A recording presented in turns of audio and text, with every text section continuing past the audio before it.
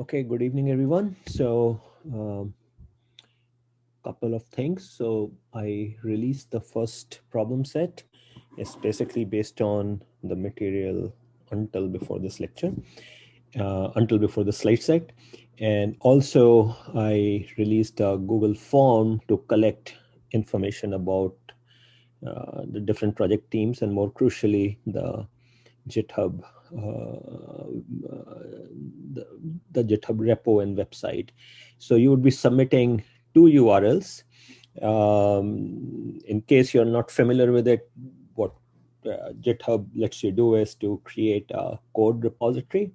And as part of the code repository, there are a couple of different ways you can also have a nice looking project website. So this is not the website, this is not the landing page of the repo, but really a separate website whose URL would be github.io. So kind of there are basically two URLs associated with every project. There is the URL of the repo where the code files and data files and whatnot reside. And then there is a URL for the project website, for which they provide different themes, and you can kind of make it look nice.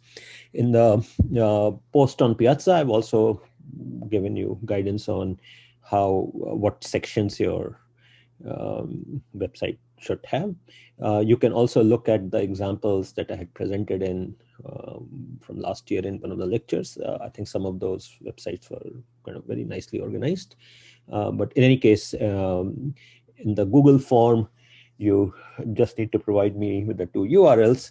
And then sometimes toward the end of this week, I'm going to take a snapshot of your repos and kind of basically go through them to see what you have. So obviously you cannot put all the detailed materials in all the sections right now, but you put the initial proposal. So take your proposal. Many of you sent me emails, kind of just copy the contents corresponding to different sections into different parts of the website. So that would be your proposal. And then over the course of the quarter, that will become your report as well. And okay, so those are two things. The problem set is entirely conceptual, although it's possible that you might find it useful to have some code snippet or something to help you out, but that's fine. You don't need to, it's not necessary. You can do it entirely analytically. So there will be two links on Gradescope, one to submit a PDF file and the other to submit any supporting files that you may have used. But again, I must emphasize there is probably no need for you to write any supporting code. In a day or two, I'll also be releasing a associated programming oriented assignments because this one doesn't touch anything about the Arduino and all. It's entirely conceptual on scheduling and such. So be on the lookout for that. This one is due a week from now. One thing to note is my style of writing the assignments is that I tend to be a little bit verbose. The length of the questions don't indicate its complexity, so don't be spooked by it. It's just I want to get all the information out there. Or the last thing is there are two links on Piazza for the assignment. One is the link to the Google Doc. So that will always be up to date as I discover any typos or things like that. And then there is a link to a PDF, which is uploaded on Piazza. And that's mostly because some of you are unable to access Google Docs. And so I will update the PDFs only when there is a significant change, not for minor typos. But if you can, try to access the Google Docs version. Okay, I guess the other thing was that one of you mentioned, and this is an email, this is a posting I missed, to have a break during the lecture. And I think that is good. Normally in a physical class, I always gave a break, but in this online one, somehow that's not happening. So I'm going to do that around the halfway point. If I forget, maybe one of you should just speak up and just say that, can we take a break or something? And I'll do that. I realize I also get tired in these 2 hour long thingies. So it's probably a good idea. And lastly, on Wednesday, we will have another guest lecture, again by one of my students, and that one will be on how to process inertial sensors. Again, some of you are making use of um, the inertial sensors. Now, the particular talk is going to be on, the lecture is going to be on how to process inertial sensor data for purposes of locationing, like how you are moving around. So Vikrant covered how to use inertial sensors for purposes of activity recognition, and Swapnil, who's a student who will talk on Wednesday, will talk about how you can use inertial data to track someone as they move through the space. This can also be useful for recognizing gestures, for example, that kind of work, or movement of people. So essentially, it lets you detect trajectories in 3D space. And you would see it has a little bit of a mathy component to it, but we will provide you the code and all. So in case any of you want to use that in your projects, we'll give you some MATLAB code as a starting point. Okay, so those are things from my side. Any questions? Okay, if not, so we are going to start where we left off. So last time we had started on this discussion on clocks, and very loosely speaking, as I mentioned, that we can think of so the word clock is used in kind of sometimes differing ways, but essentially from the computing system perspective, you can think of a clock as really having a component which oscillates, kind of which ticks on a periodic basis. And I've shown it as a pendulum in this, but it's typically a crystal oscillator or a chip scale atomic clock or something like that. And then these ticks through a series of circuits and hardware, timers, things like that, eventually update some sort of a counter. And again, on this slide, the counter is just shown as a clock face, but in reality, it is going to be some register where some bits are stored, and every time the tick happens, that register is incremented.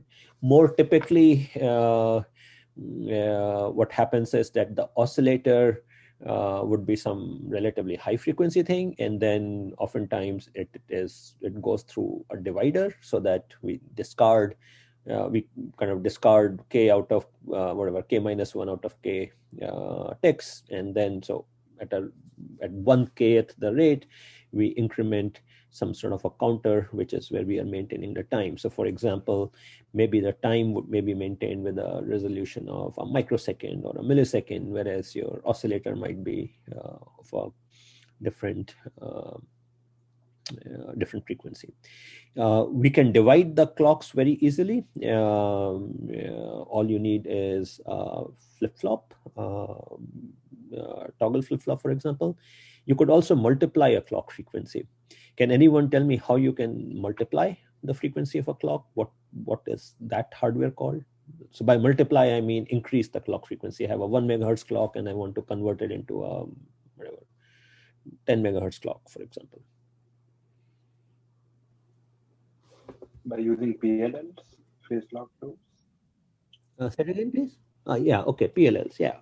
So exactly. So PLLs, or phase lock loops, are the circuits which are used for this purpose. I think I'll have an example a little bit later on, but they let you multiply.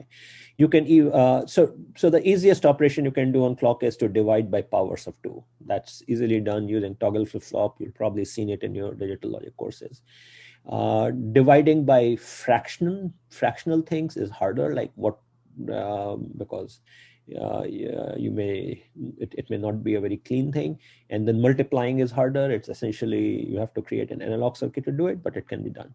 Okay, so in between this oscillator and this counter kind of sits some circuits to translate those ticks into then ticks that are advancing. So in a typical computer, these ticks eventually hit the interrupt line, and then in the interrupt handler, you update a software variable. Or more typically what happens is that the line from the clock will go to a hardware counter, and then you will set the hardware counter to interrupt the software at every time it overflows. So essentially that is where the frequency reduction is happening. Okay, so that's what sort of the clock looks like. And one of the things at the end I'd also talked about was that we need to worry about what's kind of the quality with which this time is being maintained. And when we say quality, it is really relative to something that some sort of a standard. And as I mentioned, there are like essentially there is a universally agreed upon notion of frequency, like what is the second of what time interval corresponds to a second, and it's in terms of oscillations of some atom. And then also there is an agreement on what is the time like right now, right? I mean, at every instant. So there is a global coordinate system. So there are two aspects, right? I mean, there is the duration, and which is related to speed of light, which in turn is the distance traveled by light in a certain time duration, and which in turn was translated into the oscillations. And then this notion of what time is it right now is what is the universal coordinated time, and that is essentially an average of a bunch of atomic clocks. Now, for our purposes, then there are many different aspects of this time that you could think of. One is how well we are measuring passage of time, and that really has to do with how good the frequency of our clock is. And there are a couple of different aspects of it: how accurate the frequency is and how stable the frequency is, and both matter. If frequency was stable but inaccurate, then you can always measure it against some clock which is a reference frequency clock, and then you can find the correction factor, and then after that you're good to go. And so dealing with accuracy problems is easy. Stability problem is hard, because what happens is as time progresses, this clock frequency is changing because of variety of factors, environmental related. And you can look at all of this not in the frequency domain, but also in the time domain. Okay, so that if my clock is saying 1 second passed, then how much time really did pass. But then there is also how well my clock is synchronized with some external coordinate system. So if my clock is reporting, if my system is reporting a particular time, then how off is it? And you would be surprised at how bad often these things can be. So just to give you an example, in past year or two, some of my students, we were looking at how well the reported time on smartphones is, right? And kind of the problem that we were facing with is that we were taking sensor data from different phones, and then we were combining it together. So kind of application setting was that there are multiple phones in a space on different people, and they're all collecting data, like let's say the sound they're hearing. And when you are getting these signals, you want to sort of combine them, right? I mean, for example, when did this phone hear the sound, when the other phone heard the sound? And it turns out that you run into a variety of problems in that, which we knew about, but we were trying to characterize those, and they have to do with that from the point a signal arrives at the heart, right? I mean, in case of sound, from the point the signal arrives at the microphone to the point it kind of goes through the sound processing stack within the operating system and then hits the application. So let's say we are trying to see when the sound level changed, right? I mean, so there is one view of it deep down at where the operating system meets the low-level hardware, and then there is another view at the level of the application software. So that we knew about. But what caught us by surprise was that we were doing all these experiments and we were noticing that Android phones the things were often many seconds apart. So like literally several seconds, like 5 seconds, kind of 3, 4, 5, up to that many seconds apart. And that was a surprise, but not something that we were noticing on the iPhones. And then we kind of dug into it, what the issue was. Long story short, there's a very weird interaction with the way Android software works. And essentially, there are times at which, under certain circumstances, it lets the error build up to as much as 5 seconds before it corrects it. So we filed a report with kind of bug report with Android and all. And in response, they fixed it. So now it is like more like 2.5 seconds, but the issue is still there. It's just the way that they kind of handle time that the accumulated error can build up. But even if that wasn't there, there are all these different delays. So like, for example, let's say the sound arrives at the same time as the transition on a pen on your piece of hardware, let's say in case of a Raspberry Pi. They take different paths through the operating system. So by the time they reach the application, and then at the application level, you are monitoring like when did the pin go high, and I'm going to take that timestamp, and when did the sound signal change its level, I'm going to take the timestamp. There is often tens of milliseconds of gap between them. So handling these kind of timing issues, particularly when like millisecond level delays matter, can be quite problematic, quite tricky. So time, sort of measuring time in these things, and kind of how good the time is material. And one of the ways, one of the very common thing you will hear about is in terms of this thing called ppm, parts per million, which is basically saying that the frequency of my underlying oscillatory source, what is it, how erroneous is it? So there is that initial error, which is, you can say, because of manufacturing, like a particular, like I buy 10 copies of whatever, literally the same hardware, then there will be some spread in frequency. So not nominally, it may say, let's say 1 megahertz, but one may be a teeny bit one direction, the other may be teeny bit another direction. So there's going to be a spread. And that, in theory, we can correct for, right? We can measure how much is the frequency of my specific oscillator when compared to something that I know is kind of the gold standard reference oscillator, some sort of an instrument. And then I can say, learn the corrective factor. I can say that whenever my clock reports 1 second, it is really 1 times some factor f. And so I can learn that corrective factor f. But then the issue is that, as I said, these clocks drift over time, right? So the frequency of my oscillator will not remain the same. And then that means that you are in this regime where you have to periodically recalibrate. So upshot is, at any given point in time, there's some frequency f of t, and there is some notional frequency that you believe it is, right? So I may say it's a 1 megahertz clock, but there is some real frequency, and then the absolute error between that divided by the nominal multiplied by 10 to the power 6 is how it is expressed.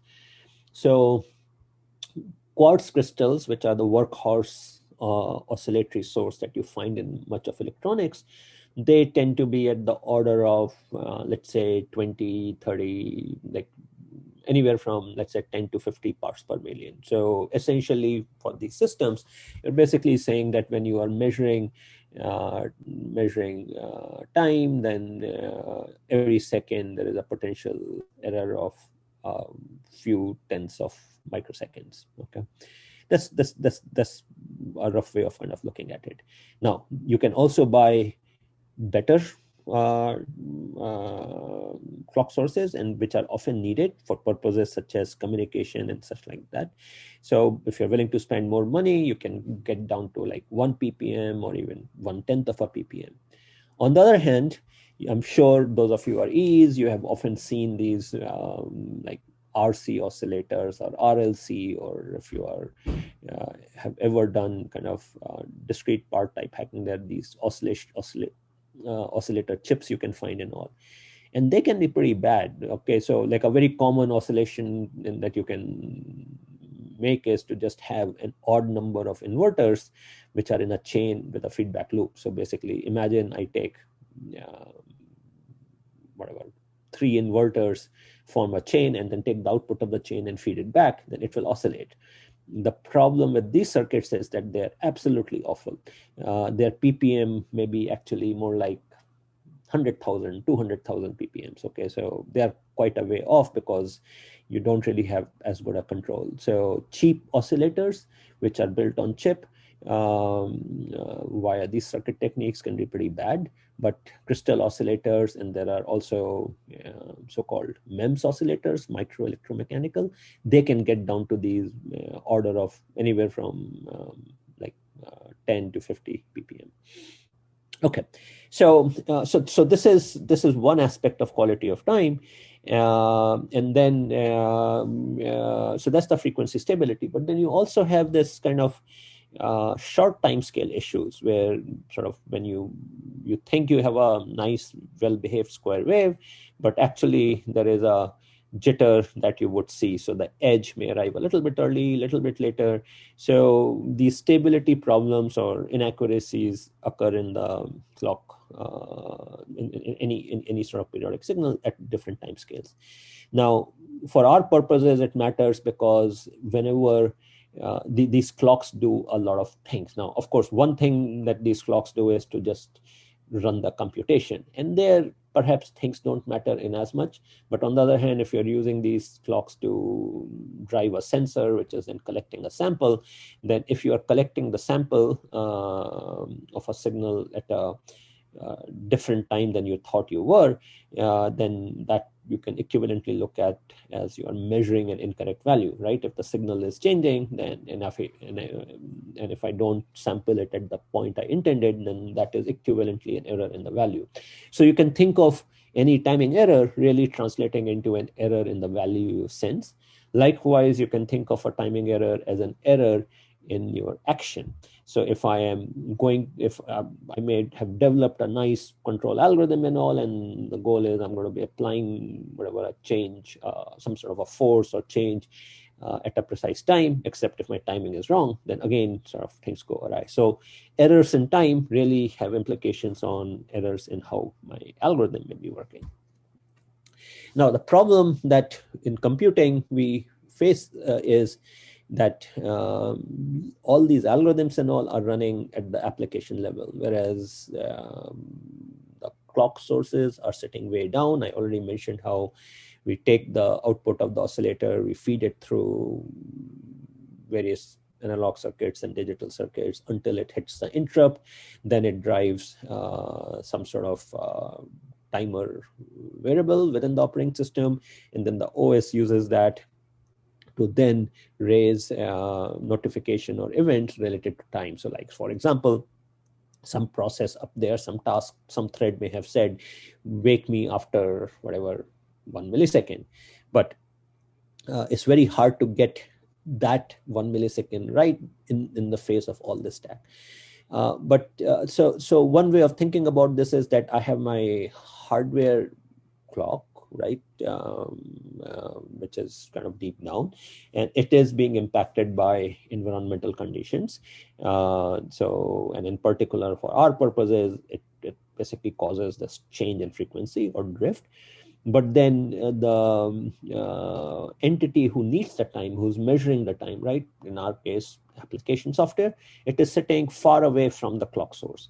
And so in between the clock and this measurement point, there is a long chain of hardware and software, and that essentially adds its own noise. Now, of course, at some level, this occurs even in our physical systems.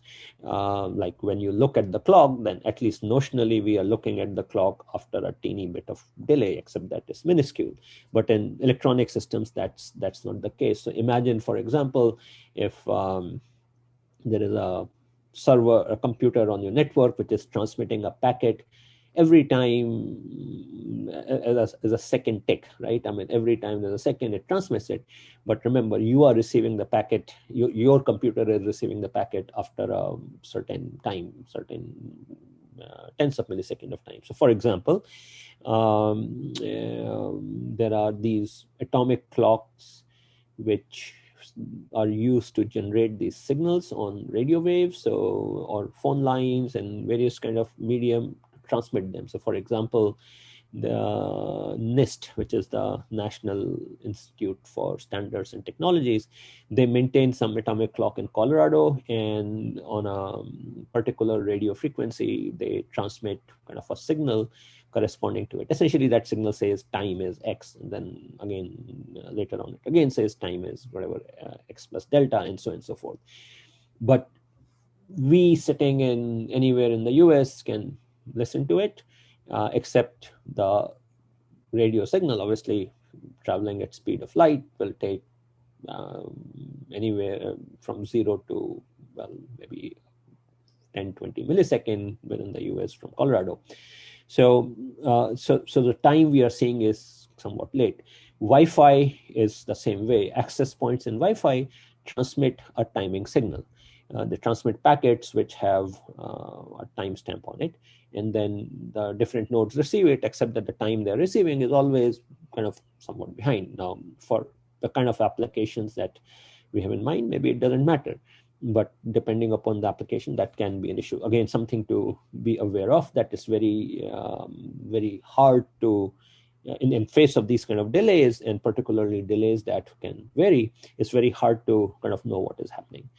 So at the very end, last time I had described this experiment that some folks had done, where they kind of literally took three essentially consumer grade LCD stopwatches, which had hundredth of a second type LCD display, and then they kind of focused a camera on it, and then they measured the time as displayed on the watch, and then they sort of plotted how the time across the three watches were changing, assuming starting from kind of a t equal to 0 when they had the same time, or at least we knew what the offset was.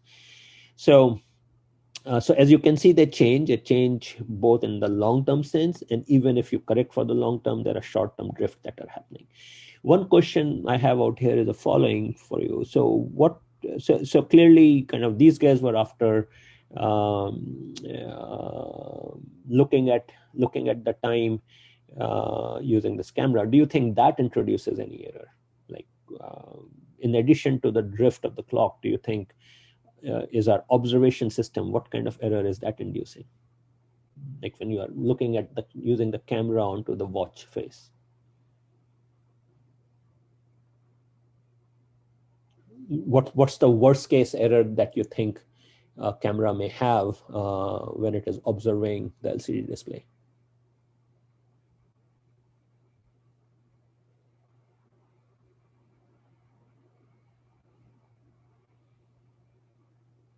So how do these cameras operate? Like, are they taking the images all the time continuously, or is it that they themselves are taking the image? Okay, so shutter speed. Shutter speed affects the light which is coming in. So think, so no, not quite. I mean, the shutter speed is basically going to be set. Shutter speed and aperture is going to affect that. They are not going to affect frame per second. Yeah, so that's precisely it. So typical cameras that we use, right? I mean, they are maybe 30 frame per second is kind of often the notional number which is used. So when we are taking an image, now there's in this example, I don't know how precisely they were doing it. So there is also a challenge that, so to go back to Suparno's point about frame. So what's happening is that, shutter speed. So the shutter speed is probably set to some value, but there is a possibility that while the shutter is open, the symbols on the LCD watch face themselves are changing. Now I'm assuming here the LCD stopwatch is changing once every 100th of a second. Maybe they are running the shutter at a much faster speed, like whatever, 1 millisecond or even a fraction of that, right? I mean, modern cameras can easily go down to very fast shutter speeds.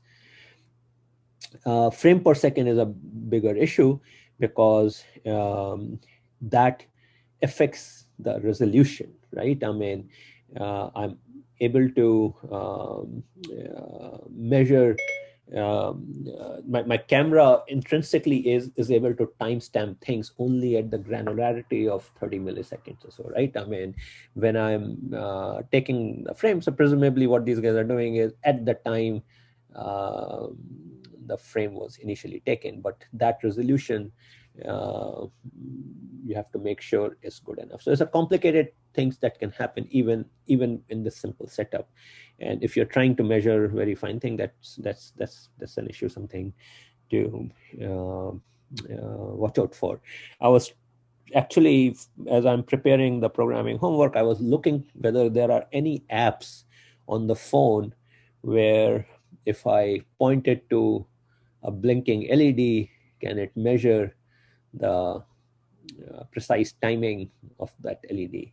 And I wasn't able to find anything, but in essence, that's what these guys are doing, right? They're taking a camera, they're looking at this watch, and then they're trying to keep track of what the time is. So it's kind of a cool thing to try out, actually. These kind of things, you can use the camera as a signal measurement entity. If any of you find some such software where I can analyze the temporal aspects of a video, like a camera is staring at a blinking LED or an LCD watch and analyzing it, I think let me know, would be interested. But anyway, going back out here, so you're using a camera and you can see kind of these kind of drifts that are happening. So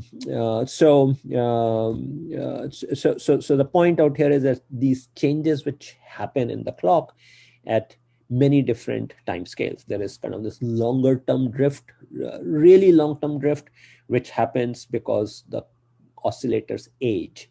And by that I mean like the crystal oscillator, or if you have a pendulum or something like that, they're literally kind of aging, as in the frequency is just sort of going awry. Then there are shorter term phenomenon. So it turns out that the frequencies of most of these oscillators are impacted by temperature. In case of pendulums, they cause a change in length, and something similar happens in crystals, that as the temperature changes, the dimensions of the crystal change. It affects the frequency, oscillation frequency. And this kind of stuff, as you can imagine, is dependent on the environment. Like, for example, let's say you have two embedded devices. One is sitting inside your apartment and the other is sitting just outside the window. Well, one of them is seeing a very stable temperature and the other is seeing a highly variable temperature, assuming your apartment or home is enclosed and is air conditioned, right? I mean, so there are these kind of variations that also come into play. So things may be, or even let's say you have two devices deployed outdoors. One sees kind of falls under sun and shade, kind of a mix of thing, and the other always remains in the shade. Well, again, they will behave differently. So there's those kind of issues. And then there is really short time scale issues which arise. And in our case, they may also be because of our measurement system, because of our camera. So looking at this quality or whatever, what's happening to the clock is kind of a little bit tricky.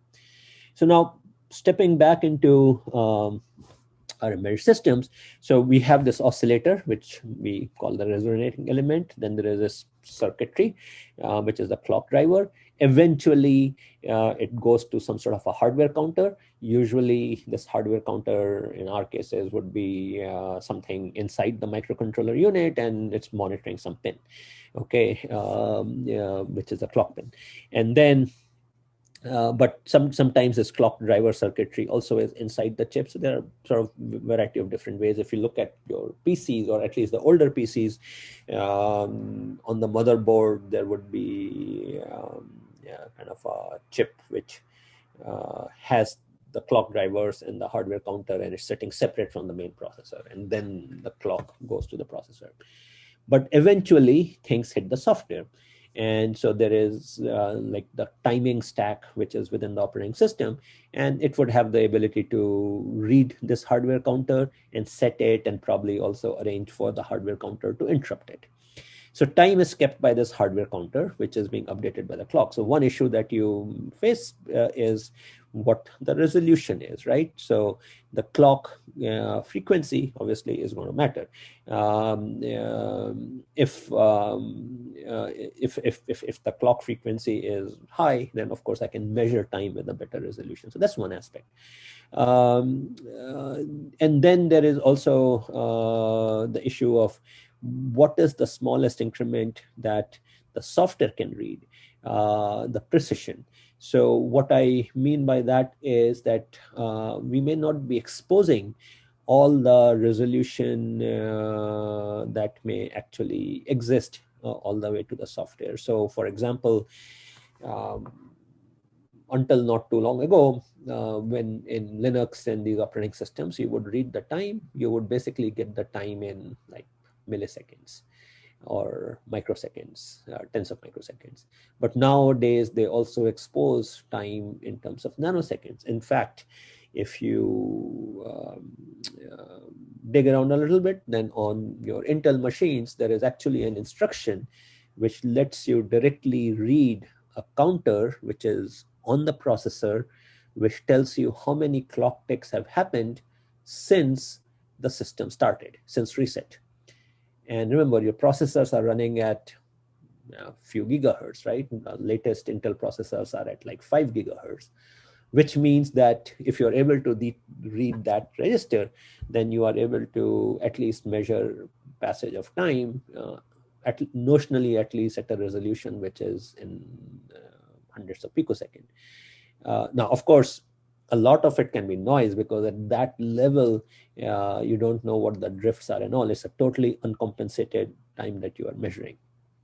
Okay, so that's so what the software sees, the smallest increment at which it can read it is kind of the precision. And then there is a separate issue: what is the accuracy? So when the software sets the hardware counter, kind of the idea is this is the analog of oh, my watch is out of sync, I'm going to ask you what time is it, and then based upon that I'm going to set the time on my watch, right? Or I'm sure we are used to these kind of things, like we set time on our cameras or things like that, right? So what we do is we look at some other time, and then based upon that we do it, but there is always some delays and variations and all. So the accuracy with which we are able to set the hardware counter compared to some reference, there is always going to be some error there also. And that's the fundamental, that's the accuracy, right? So we, in a typical usage mode, you will set the hardware counter and there will be some error in that setting.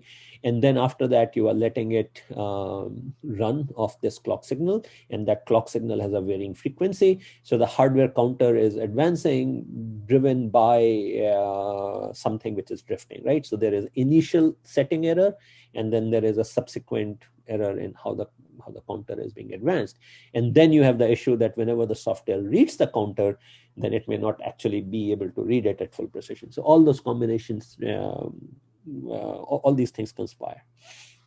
Now, one other issue that obviously arises is that any hardware counter that you have will have some finite number of bits. So it will overflow. So if you examine the time as maintained in these hardware counters, it will have this kind of sawtooth behavior, right? It will advance, and then it will overflow and go back to zero, and then kind of again advance. So what would you do to take care of this overflow problem? Well, you sort of keep track of the overflow and then maintain a longer variable, hopefully, which is changing much more slowly in software to maintain time, which is long precision, right? I mean, which can last for a long time. If you just think about it, a 32-bit timer, and if your clock is advancing at 100 megahertz or a gigahertz, it's not going to last too long. So you do need to maintain time with many more bits. If you look at the time data structure in your operating system, or in languages like Python, they usually maintain kind of two separate longs, so two separate 64-bit numbers, for example. So the whole time may be like 128 bits and all. I think after all these episodes like the Millennium Bug and all, people have gotten pretty savvy about designing systems so that you don't run into these overflow problems, even though the hardware itself may not have many bits, but you compensate it by maintaining state in software. So very important to kind of do that. Now, let's say you have done all of that, then and let's say we were very accurate in precisely setting that counter to the initial value. It sounds easy, but it's not, right? Imagine you have a bunch of devices on a network and you're going to simultaneously set them to a common value, and that may not even be possible because it may be that a new device joins the system later on. But let's say we start with everyone is at t equal to 0. Then as time progresses, things begin to drift. So what you see out here is, this is in kind of a low-end microcontroller system. What you see is that these different devices are drifting differently. Now, we had to pick some devices sort of t equal to 0. So there is a reference device, and then everything else is kind of oscillating around it. So you see kind of, let's see, so we started at 8:20 p.m. So over the course of an hour, well, this yellowish device that drifted all the way by 300 and more than 300 microseconds. So in 1 hour, it drifted 300 seconds. So you can basically translate it into how many ppms we are seeing out here effectively. So this drift, and the other thing is it's just not monotonic, right? I mean, you see sometimes the drift increases, sometimes it slows down, some it was kind of in one direction and then in the other direction. Probably some significant temperature event happened out here. By the way, this whole notion of temperature affecting time kind of gives you a cool way of attacking these systems. Can you think of something? Like, how can you use this observation that the clocks are affected by temperature to potentially think of some adversarial action against embedded systems?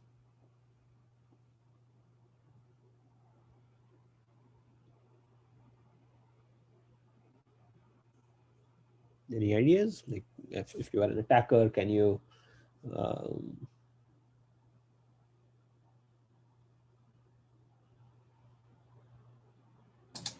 I guess it depends. I guess it depends on the system. Yeah, I guess if it depends on the system. If you know certain things require precise timing, you can characterize how it behaves at different temperatures and trying to find patterns that you can exploit. Yeah. So, well, I mean, actually, that's even I was thinking of something even more simple, right? I mean, I can basically put some sort of a heat source near a device and then make its clock go at a different rate, and that can cause problems, right? I mean, so a lot of these embedded systems operate in unattended settings. So you have so you don't need to open up the device and all, but as long as you can control its immediate environment, you can subject it to high heat and all, and then sort of, if you are patient enough and all, you can cause sufficient drift so that its timing error builds up, and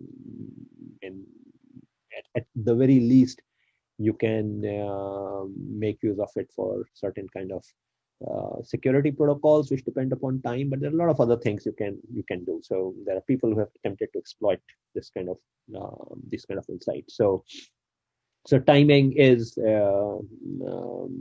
like change in the time could give a different sense of location, for example. There are a variety of ways you can kind of imagine exploiting that. Okay, so these drifts happen, and how do we address it? Well, one way to address this thing is we keep recalibrating, right? We keep consulting some sort of a reference and do it, but that's not easy. So wouldn't it be nice if we actually had clocks which were more stable? And of course, it's an obvious insight. So So there's a whole family of clock sources that exist, which remember, these are the oscillatory sources. So this is here we are not worried about how close they are to UTC, because they're just frequency sources. What we are worried about is how stable they are, because again, so of the three things, right? One is how accurate they are. And if that was our only challenge in terms of the clock frequency, that is how, when manufactured, how accurate was the frequency, but otherwise things were super stable, I really don't have a problem, because I can find a correction factor before shipping the clock, or before or at t equal to 0, and then live with it, right? So I find the corrective factor, and then I just multiply passage of time, right? So that would be trivial to deal with. And the other aspect, which is how far off my time is from UTC, like my current value of time, that's kind of a separate problem, really, right? I mean, that is about setting that counter. The much of what is challenging really is the stability of the clock, right? If a clock is unstable, then that makes your life super hard. So so for dealing with the stability of clock, so as I mentioned, these quartz crystal are kind of the workhorse, but you see that they are sitting at around 100 ppm. But then there is a series of technologies which consume more power and cost more, but which do provide you that answer. So TCXO, which you see kind of the middle out here, they stand for temperature compensated crystal oscillators. And kind of the idea is that they have a circuit which tries to keep the very loosely speaking, they have a temperature sensor, okay, which measures the temperature and then applies a corrective factor. And the insight is basically based on the fact that one of the dominant sources of clock instability problem is temperature. So essentially, they maintain a temperature to correction factor table or circuit for doing that, and then they compensate for it. So that's all TCXOs do.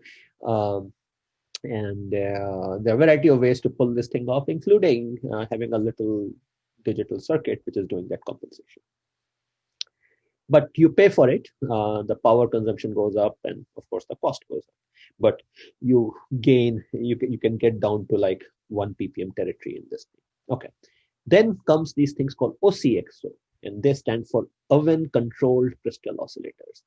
And literally what these things have is they have a little oven, okay, which basically keeps the crystal at a constant temperature. So remember, TCXO, they measure the temperature and apply the corrective factor. OCXO literally seeks to keep the crystal oscillator in a temperature controlled chamber, all in a small little package. But of course, all of that comes at a cost, and both in power. So these things hit hundreds of milliwatt to a watt, and then cost hundreds of dollars in many cases. And then finally, I mentioned last time, there are these atomic clocks, chip scale atomic clocks. Okay, so I'm not talking about room size stuff. These are essentially kind of can sit on the corner of your circuit board. They consume more than a watt, roughly, let's say, so similar power, but at OCXOs. But the issue is really cost. I think last we checked, which was 2 years ago or so, it was like $1,500 or so. Okay, I'm sure they have come down. The other hassle, of course, is that these are all export controlled and things like that, because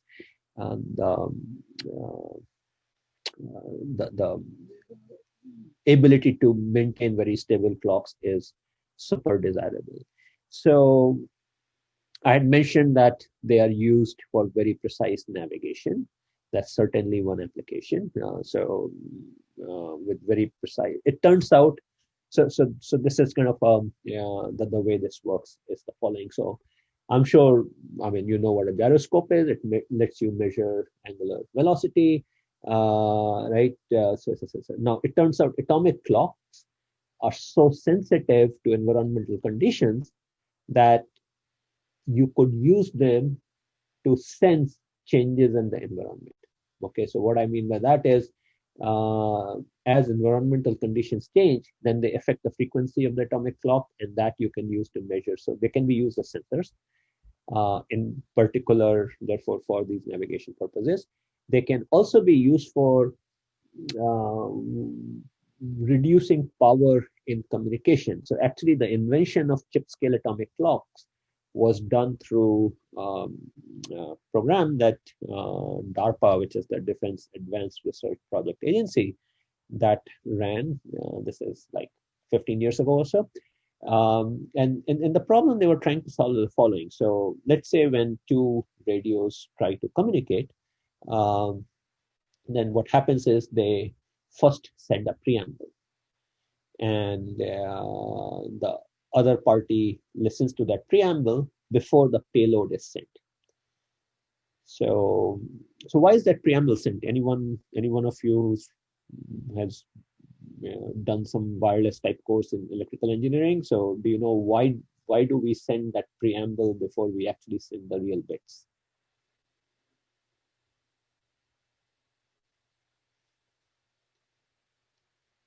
So like, and this is not just about radio, right? So the same thing is true for any even wired communication. So why do we send this preamble before the real bits of a communication packet go out? You can do it to synchronize the other device so it knows how much data it's going to receive or some information about the data. No, you do the synchronization, but I think you're talking about the wrong kind of synchronization here. So yeah, you are synchronizing something, but what are we synchronizing?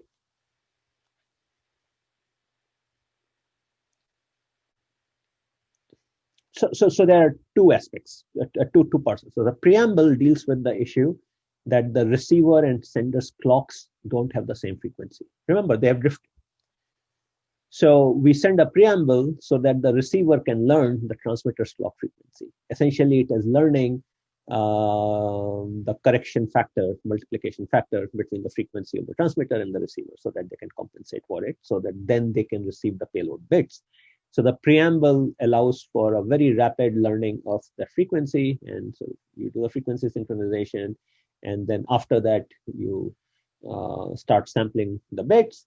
And indeed, one of the reasons you can't just send an arbitrarily large, arbitrarily long packet is that that synchronization lasts for only so long, right? I mean, as more and more bits are being, as the time passes, you are getting more bits, but your clocks are also drifting apart. So one of the thing which restricts how long your packet can be is the fact that your clocks are drifting apart. So now if you have chip scale atomic clocks, no problems. They're super stable. So you're done. Okay, so that's one thing. The other thing that atomic clocks provide is kind of very precise wake ups. So it's very common that one node will say to the other node, okay, I'm going to next send you a packet at 5 p.m.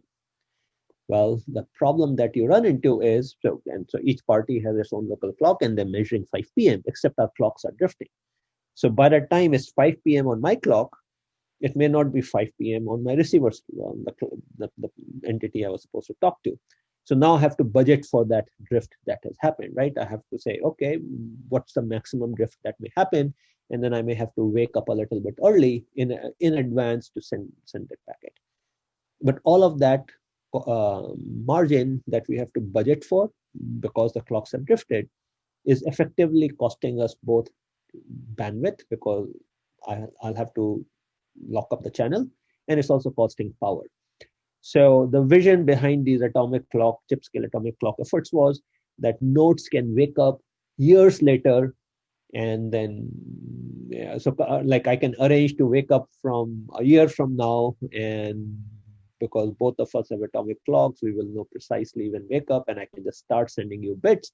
And because our frequencies are so stable, I won't need a long preamble or even any preamble. So I can just wake up, squirt the bits, and you will receive it. Okay, so that was why the atomic clocks, chip scale atomic clock effort was done. Of course, there is a weakness in the story, which is atomic clocks themselves consume more power, right? I mean, said 1 watt or so. So they're not applicable in every regime, because for me to maintain very precise time, but I'm burning 1 watt all the time.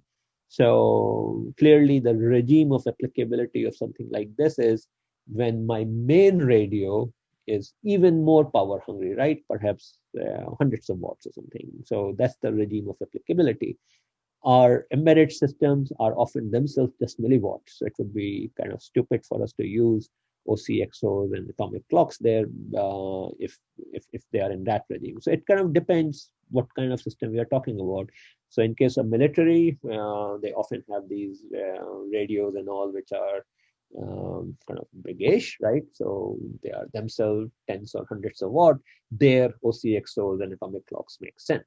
On the other hand, if you're looking at a tiny little Arduino, well, that's already in sleep mode, microwatts. Then even a quartz oscillator is very expensive. So one has to be very careful when thinking about these technologies.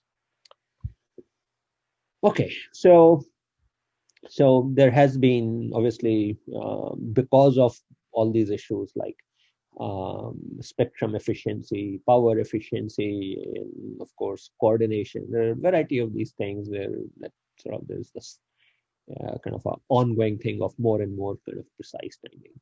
And of course, precise timing is very critical to national security kind of things and all, to an extent that so currently to maintain high quality time nationwide or worldwide, right? You rely on GPS. As I mentioned, GPS receivers give you pulse, which comes every second and is accurate to within a few tenths of nanosecond. The problem is that there is always this fear that in case of well, some significant war, then those satellites can be taken out. Okay, anti-satellite weapons and these kind of things.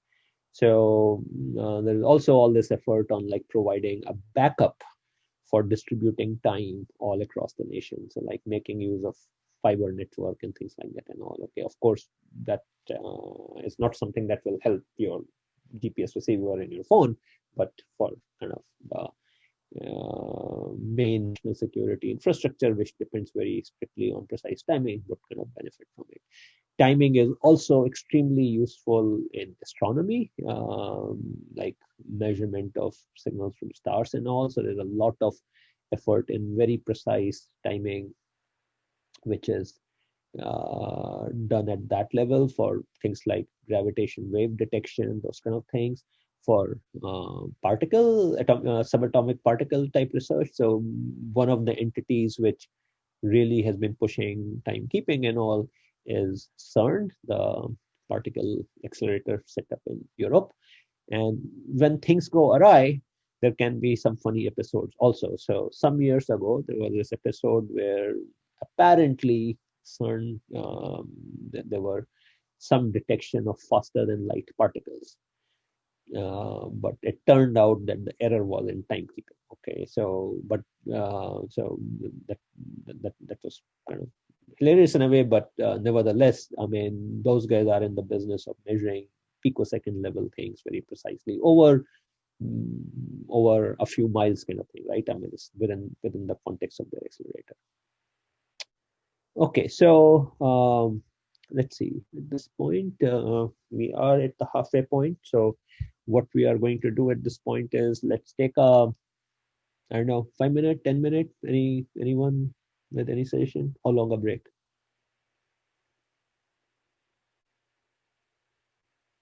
No one cares? Actually, how many people want the break?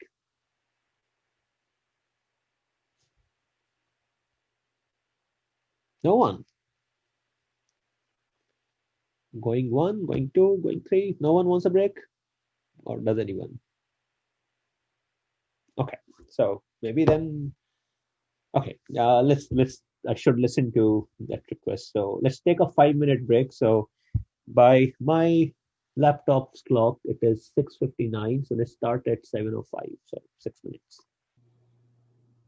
Okay, so let's resume.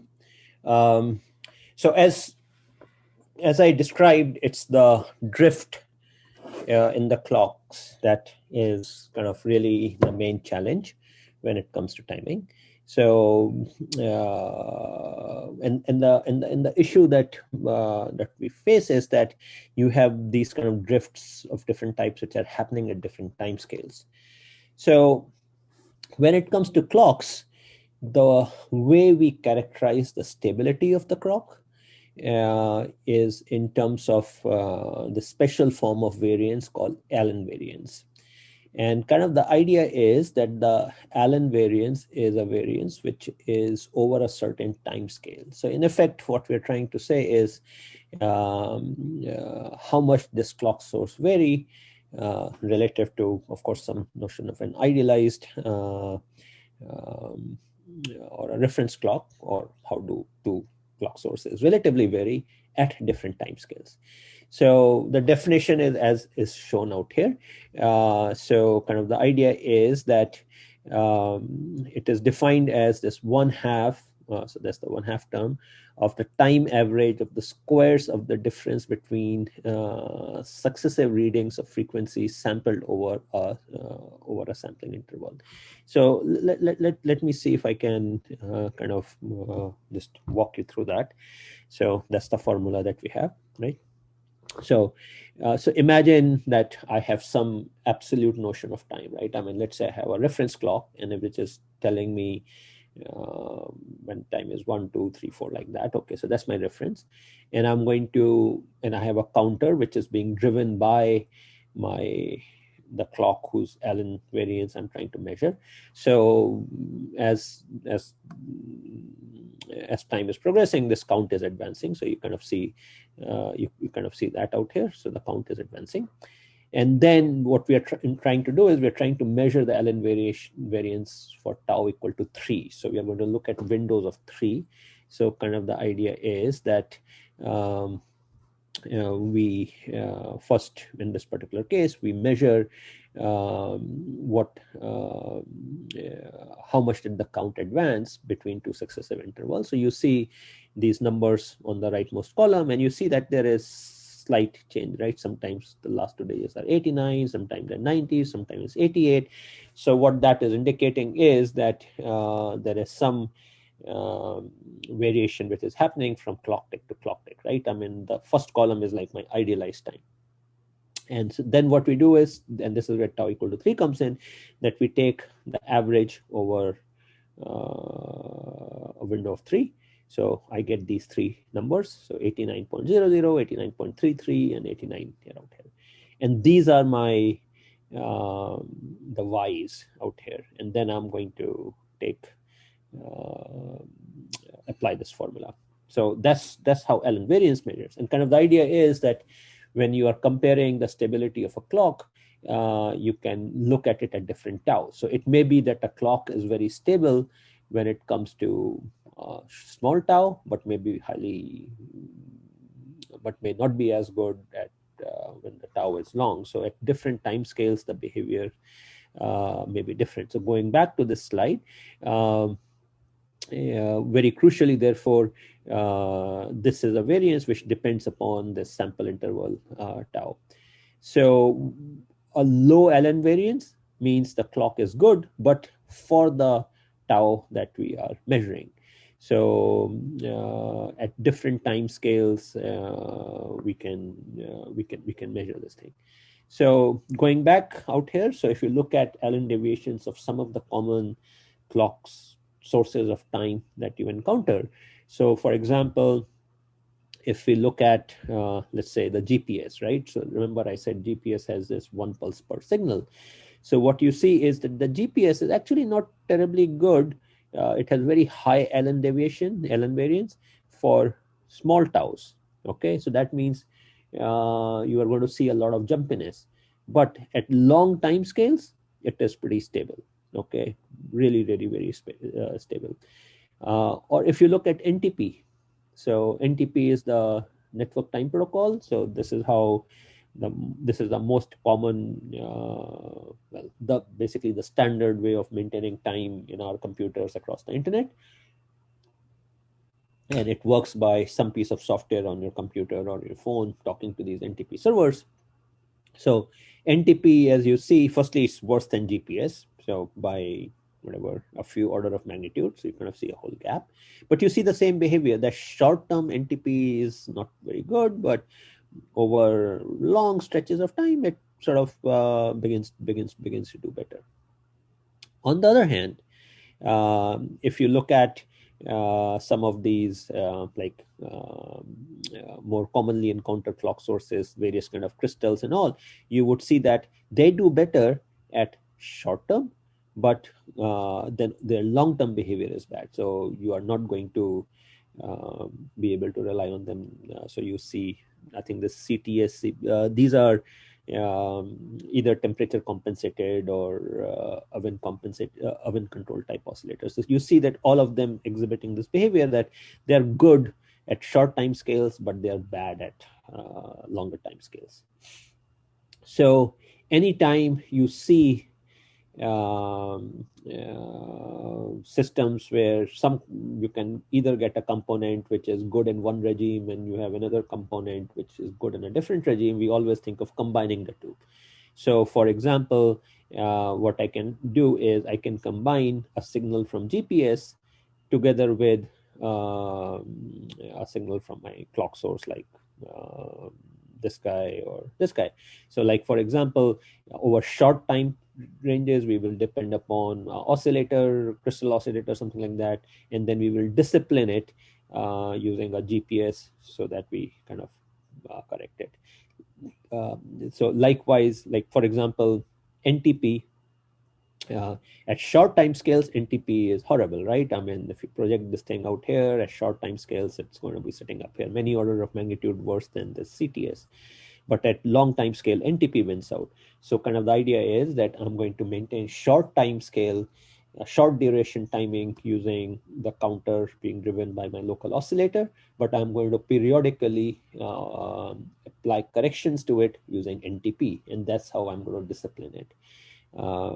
So this insight, I mean, ideally, of course, we would want some clock source which is kind of good through, but by judiciously combining these within the cost that you have, you can kind of get the best of both approaches. So most common nowadays would be some crystal oscillator together with NTP.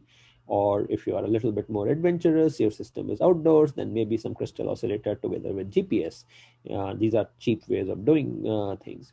If you can go more expensive, then you might go like rubidium type things are a few $100 clock sources and very power hungry, but you can gain another couple of order magnitude out here. And then once you are at a day level thing, maybe you should start switching to GPS. So like you can combine GPS and rubidium to get a pretty decent, very precise system. Okay, so Allen deviation gives us that insight.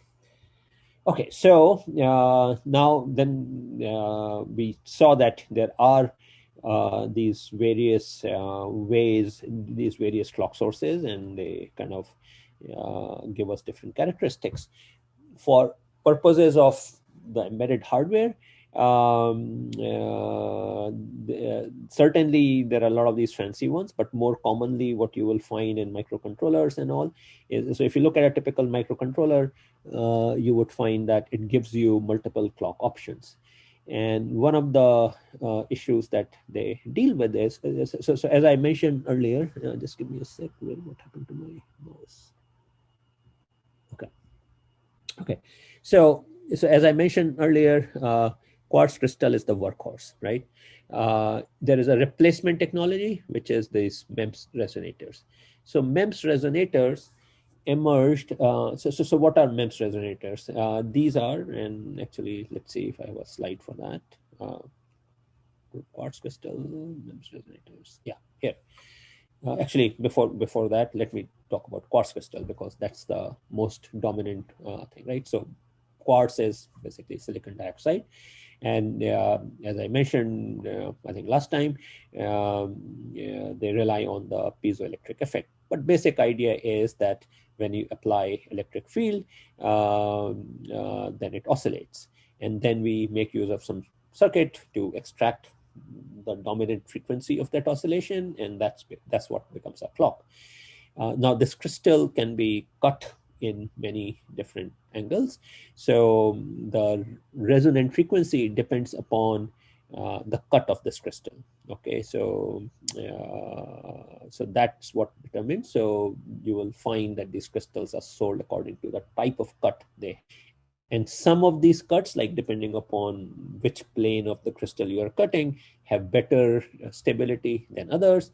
But what happens is that these things are literally cut by machines, and therefore there are slight manufacturing variations and things like that. So there is of the manufacturing thing, there are variations, and then you have the temperature related effects. The main thing is that these crystals have what in physics you will call as a very high Q factor, which basically means that there is a dominant frequency that you can very easily extract and work with, and they are relatively high stability, so like 100 ppm or so. Okay, so they're good. On the other hand, they are expensive because they require this sort of mechanical stuff, and then also the choices of frequencies are limited in the sense that they are a function of the crystalline structure, and only certain frequencies are possible with certain type of crystalline cuts. So that's what quartz crystals provide, and they have very, very good characteristics, very predictable, a lot of predictability with temperature, so you can do compensation and all very easily. But there's a problem. These things are mechanical crystals, so if you look at them on your circuit board, they kind of have a height, and since they sort of have a volume or a height, so they kind of stick out. And in recent years, of course, companies like Apple have been really driving smartphones to ever thinner kind of settings. So there has always been this desire that can we get rid of quartz crystals which sit separately on the board, and can I have a form of a crystal which sits on the chip? Well, a clock source which sits on the chip. Now, making clock sources which sit on the chip have always kind of existed. So you have, again, those of your E's, I'm sure you have at some stage in your career, in your student life, you have encountered these RLC type circuits which can oscillate. The problem is they are lousy, right? So there are, if you try to make resistance, inductance, capacitance on chip, it's very hard to get precise values. So if you have very hard to get precise values, then it would be very hard for you to get precise oscillation frequencies. So they're not that great. But there is a alternative, and that is these inverter rings, where you place an odd number of inverters, as I mentioned some time ago, and then tie the output to the input. So essentially, if the value at the input is high, after going through the odd number of inverters, the value here would be 0. And so then I drive back 0. So if you observe the signal here, it's oscillating between 0 and 1. And the frequency of this thing will be dictated by n times the delay of these inverters. The problem is that the delay of an inverter on a chip is highly dependent upon temperature. So there is a very strong temperature dependence, okay? And so while this has the advantage that I can firstly make it super easily on corner of a chip, my regular digital chip, and I can really get very high frequencies, right? The inverters could be in picoseconds, so I can really generate like tens of gigahertz. The problem basically is that it's not particularly stable. So when we look at the ppm, it's like hundreds of thousands of parts per million, which basically means that if you're measuring a second, you may be off by like 100,000 microsecond, basically a millisecond. Okay, so pretty lousy in terms of the characteristics. So this is great to get your chip started, your processor started, because they do give you a clock, so you can execute the instruction. It's just that different in the timing is not terribly good. Okay, so it's great for instantaneous startup. As soon as the power supply is up and running, this thing is going to be up and running, and you can start executing instructions, but the timing will not be precise. On the other hand, quartz crystals, they take time to boot up, so to say. So you apply the power, and it might take like 10 millisecond or so before the crystal frequency becomes stable. So, and moreover, before the crystal starts up. So when you apply the power in the initial few milliseconds or even tenths of millisecond, the clock from the crystal may not be in a good shape, may not be stable, may not even be available. So oftentimes what is done is you start with the inverter ring and then you hand it over to the crystal. So a lot of these processors, you would see this ability to switch the clock source after a while. Now, going back to my story, that how Apple and all want, these companies want to get rid of quartz crystal, right? I mean, this is not acceptable and this is too large. So that led to this MEMS resonator technology. And MEMS stands for micro electromechanical, but essentially you kind of make on silicon mechanical structures. And literally what these guys do is they kind of make tuning forks and other mechanical structures which have certain resonant frequencies. And the idea is that since I can make arbitrarily mechanical structures, I can actually make structures with arbitrary resonant frequencies. So it does require kind of exploiting some additional characteristics of chip fabrication, but can be done on the same chip.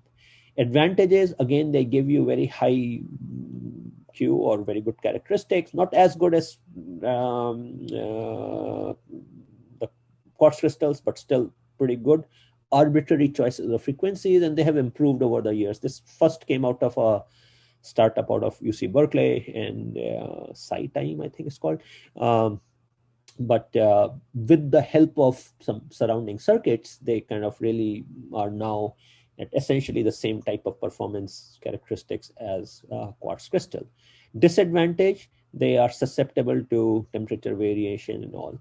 Now, there was a very interesting episode, actually, I think it was roughly a year ago, around this time last year, that there was a hospital where they were repairing some MRI machine. And these MRI machines, as you know, they depend upon basically they generate magnetic fields, and for that they need really cold temperatures. So they use, I think, liquid hydrogen or liquid nitrogen or something like that. And some of it that leaked. And what happened as a result was that all the Apple devices, all the iPhone devices stopped working. And the reason they stopped working is because they have been making use of MEMS resonators. And essentially when those particles of, I think it was helium, got into the structures out there, they essentially clogged it up. Okay, so the clocks in these devices died, basically. The Android devices apparently were not affected because they used the traditional quartz crystal, so they were not impacted, but kind of this aggressive use of this technology affected the iOS devices, and then after a while, kind of they became okay. So that was kind of an interesting episode. Going back, so these quartz crystals, as you notice, they do consume a fair bit of power. So there has also been sort of always, these systems often have another time source which is designed for much lower frequencies and much lower power consumption, and they're often called RTC clocks. And so you will see that the crystals or whatever clock sources they use, they are like tens of kilohertz, like 32 kilohertz is a typical number. And that's where they use these tuning fork type things, which are literally tiny little tuning forks, consume very little power, but give you very low frequency. Okay, so one of the issues behind all of these is how stable they are to temperature changes.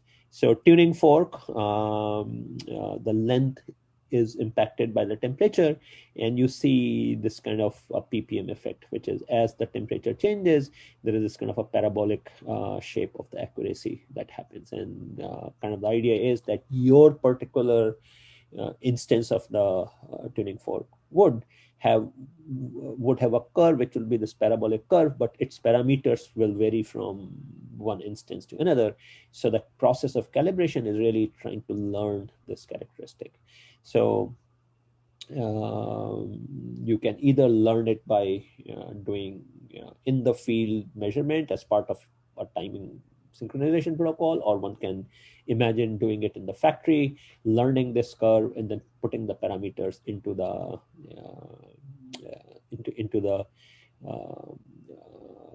chip itself, so to say, so as part of the temperature compensation process. This is how things look like for the quartz crystal. In particular, one very common form of quartz cut is the so-called AT cut. So it's basically referring to a particular angle at which the crystal is cut. And what you would see is that the shape of how frequency, the ppms, vary with temperature, they fall on one of these curves. And these different curves correspond to how much error in manufacturing it was. So this curve is 0 minute. So what this is saying is that if the cut was made ideally, then we will lie along this dark green curve, the one which you are seeing out here, this guy. But in reality, these cuts are not ideal. There might be tiny little errors, right? When the machine is cutting these things, it may not fall on this line. So for example, if I have a 7-minute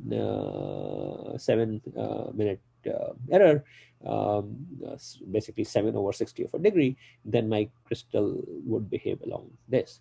So the calibration problem then really becomes identifying which curve we are on and then adjusting as a function of temperature. So what TCXOs that I mentioned earlier, what happens is that before they are shipped out, these parts undergo this calibration to identify which curve they are lying on, and the parameters for those are stored as part of the TCXO, so that now when it generates the frequency, it has some compensation circuitry which adjusts the output signal accordingly. So now the other part also is that when something vibrates, it generates frequencies at the dominant resonant frequency, but it also generates the harmonics, right? I mean, so part of the circuitry on these things also serves to extract the dominant. Okay, so all of that typically sits on the same package.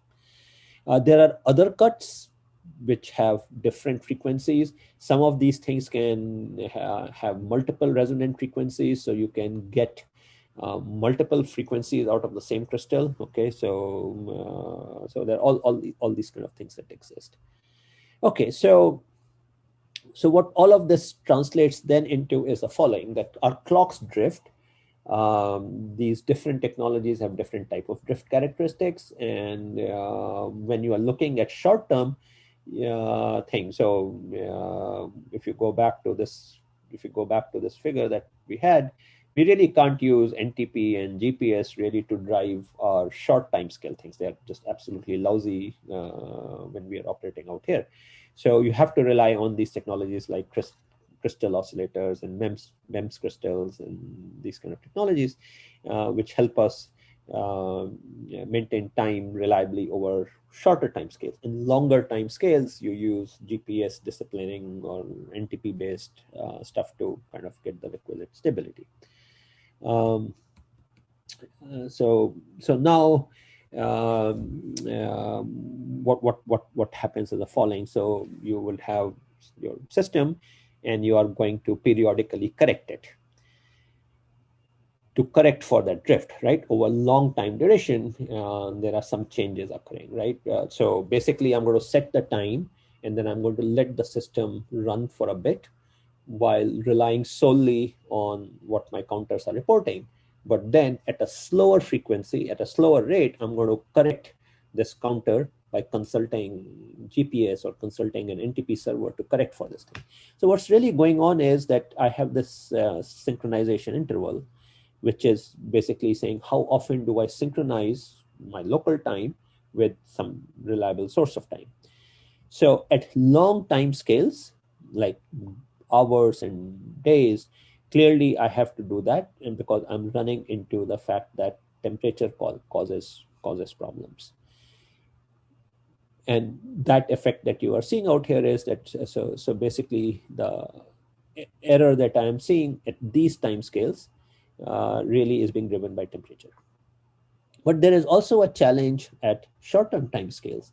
So at very short time scales, the error that I see in times are going to be because of quantization. That is, what I mean by that is, let's say I have a 1 megahertz clock and I'm using that to measure time. Well, that 1 megahertz clock has a 1 microsecond resolution. So that places a floor. I cannot timestamp something better than on an average half a microsecond. So what you see is that my ability to do various timing related operations begins to hit this quantization floor as we are at very short time synchronization intervals. So now what happens when we are synchronizing, basically we say, oh, what is my time? What's your time? And I'm going to adjust my time.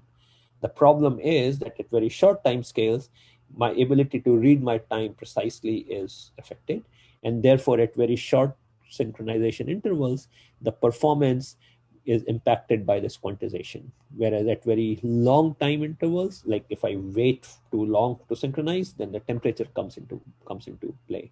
So one has to kind of worry about both these aspects as to find a sweet spot. So, or another way of saying is that if you are operating at very short time scale, then you also need high frequency in order to be able to get better performance. Okay, so some other issues, the power consumed by the clocks themselves is a function of frequencies. And so if you were to keep your high frequency clock all the time, so like for example, the kind of devices that we are using, Arduinos and such, they typically operate at like tens of megahertz, 100 megahertz, let's say, of the order of that. And that can be very expensive. So if you go to sleep, you probably don't want to work with those clocks. So you will consider switching to a lower frequency clock. Also, different parts of a system need different clock frequencies. So doing operations on the clocks is very important. And I mentioned earlier that I can always lower the frequency of a clock. I can divide by 2 by just using a toggle flip-flop or kind of a JK flip-flop. I'm sure you might recall this thing from your digital logic classes, but this is basically just a toggle flip-flop. The clock signal is divided by 2 in every stage. So that's easy. Divide by 2 is super easy. If you want to divide by an arbitrary factor, then you can use a divide by n counter. Okay, so divide by n counter is again relatively simple to devise.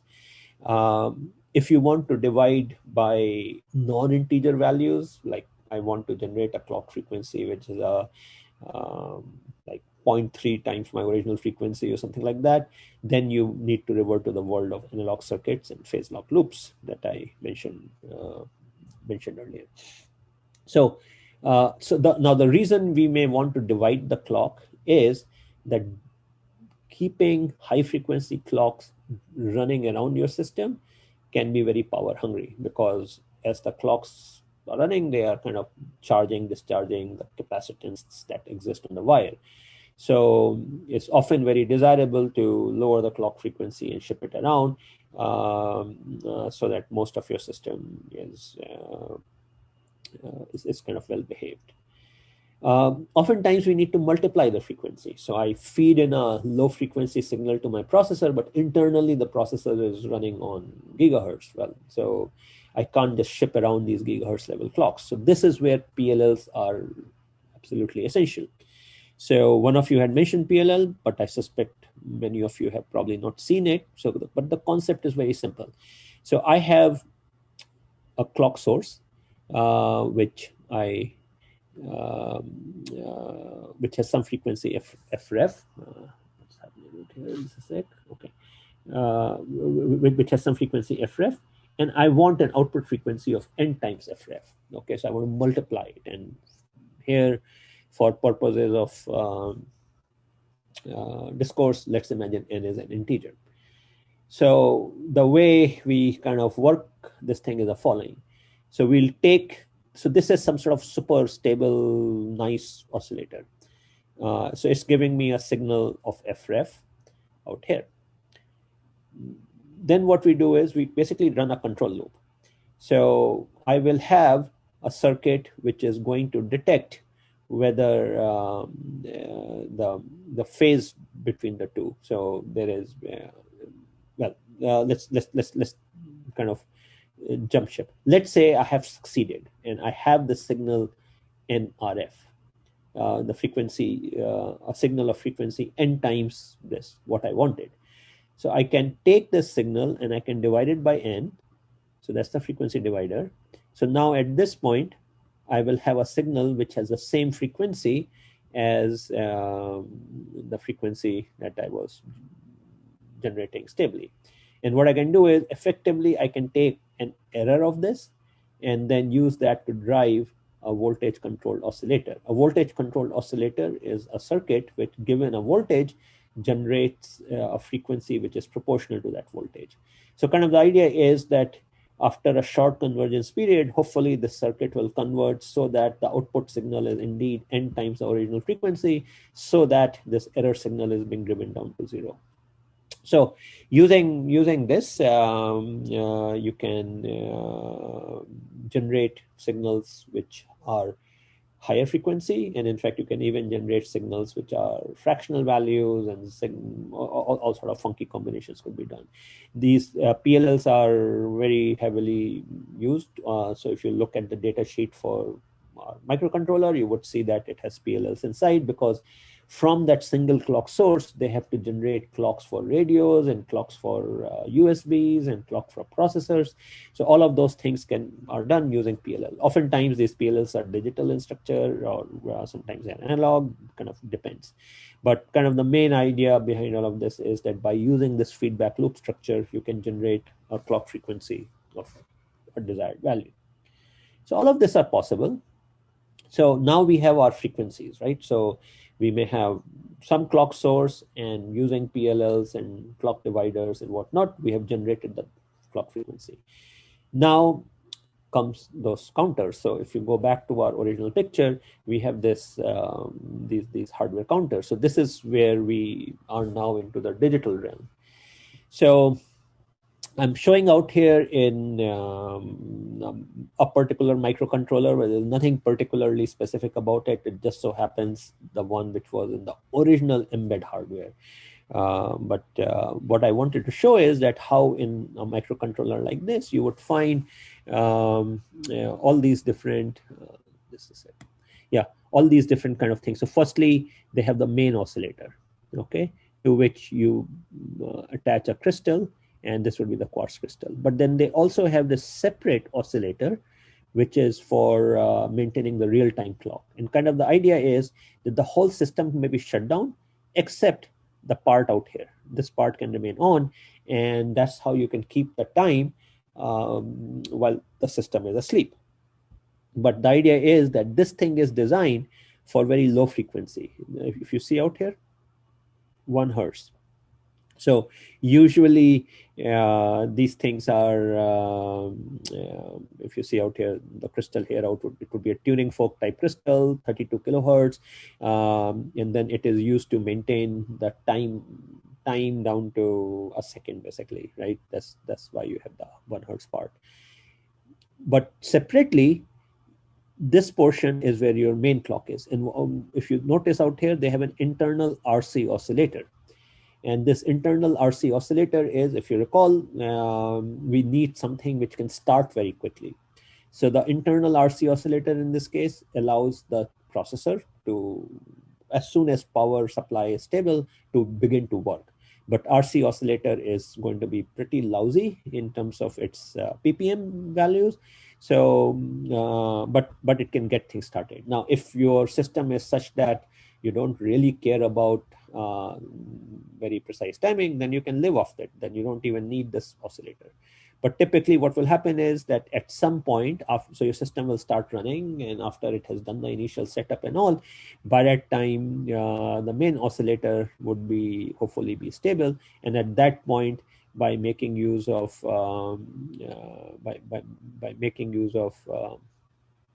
this multiplexer, you are going to switch over to the main oscillator clock.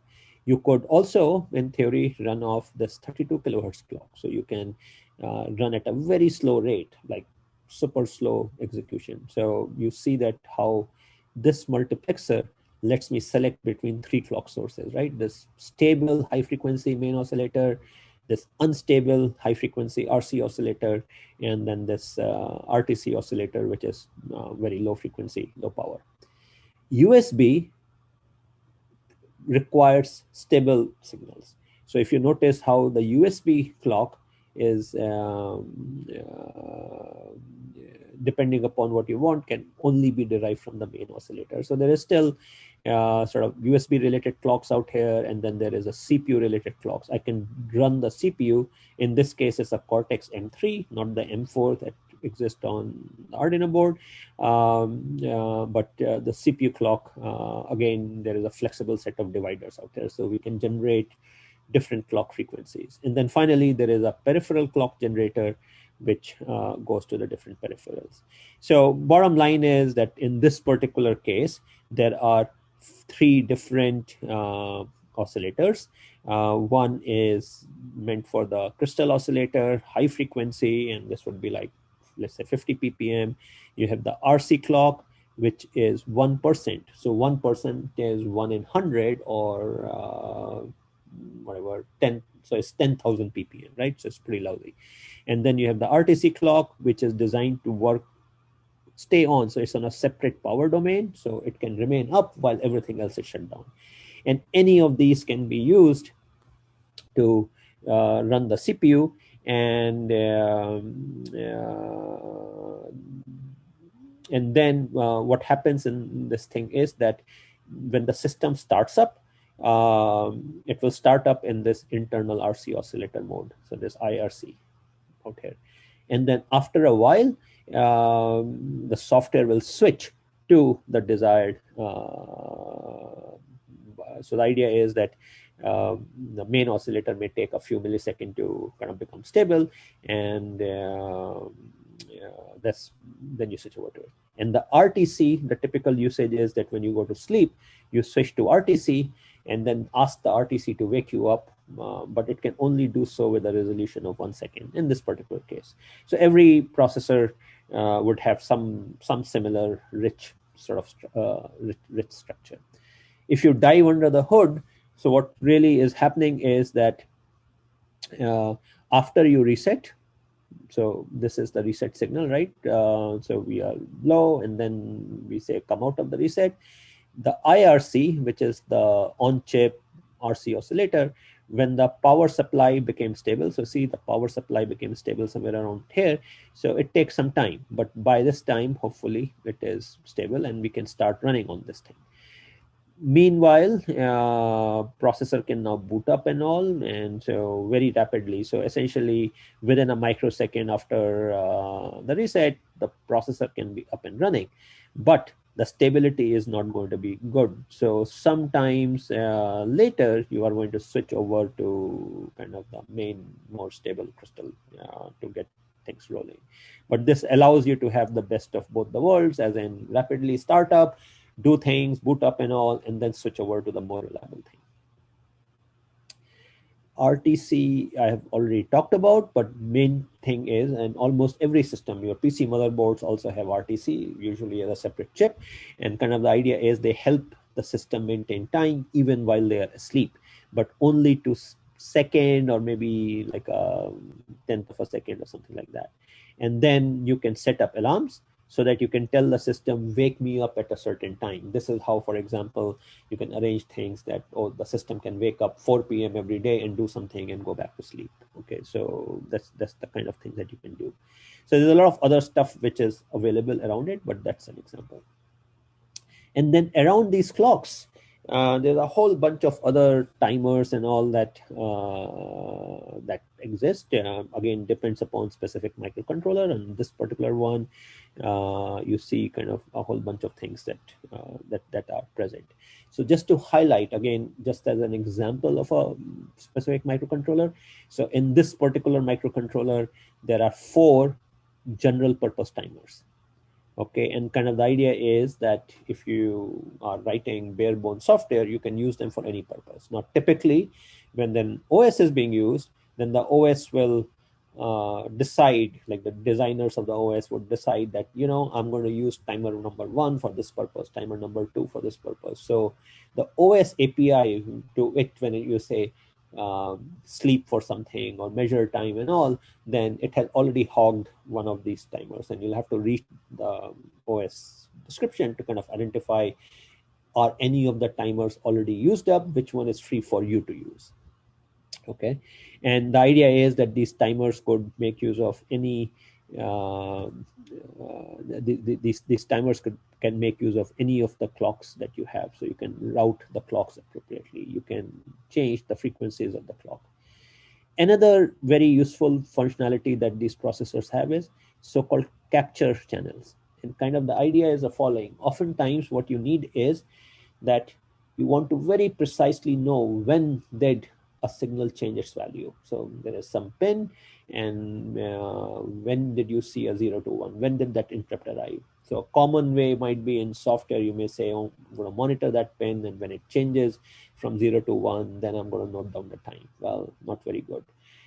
A better option may be when that I'm going to make it an interrupt, and when the interrupt comes, then inside the interrupt handler, I'm going to read the time. Well, better, but not still very good. What these capture channels do is, at the hardware level, you can tell a timer that whenever this pin goes from 0 to 1 or 1 to 0, falling edge or rising edge, you should take a snapshot of the timer value. And so the snapshot concept allows for very precise time stamping.